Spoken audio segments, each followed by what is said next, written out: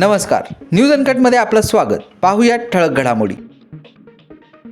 शरद पवारांनी मराठा आरक्षणाला सर्वात मोठा विरोध केला. देवेंद्र फडणवीस यांचा आरोप. इथेनॉल निर्मितीवरील बंदी केंद्र सरकारने उठवली. उद्यापासून निर्बंध मागे. ऊस उत्पादक शेतकरी आणि कारखानदारांना दिलासा. आज वर्ध्यात ओबीसी आरक्षण बचाव एल्गार मेळाव्याचे आयोजन. छगन भुजबळ, गोपीचंद पडळकर आणि विजय वडेट्टीवार उपस्थित राहणार. धारावी TDR घोटाळा देशातील सर्वात मोठा घोटाळा.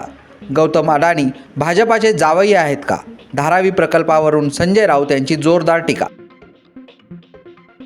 ऊसाच्या रसापासून इथेनॉल निर्मितीला बंदी घालणे हा सरकारचा मूर्खपणाचा निर्णय होता, पण उशिरा का होईना सरकारने हा निर्णय मागे घेतला. त्याचं स्वागत. राजू शेट्टी. अरबी समुद्रातून परदेशी मालवाहतूक करणाऱ्या जहाजाचे अपहरण. काही अज्ञात लोक जहाजावर चढले. जहाजाच्या मदतीसाठी भारतीय नौदल दाखल. उद्योजक रतन टाटा यांना जीवे मारण्याची धमकी. आरोपीला मुंबई पोलिसांनी कर्नाटकातून घेतले ताब्यात.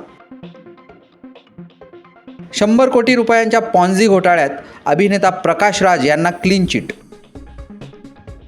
रवीना टंडनच्या कर्मा कॉलिंगचा टीजर रिलीज. OTTवर करणार दमदार भूमिकेत पदार्पण. आणि टीम इंडियाला मोठा धक्का. मोहम्मद शमी, दीपक चहरची दक्षिण आफ्रिका दौऱ्यातून माघार. धन्यवाद.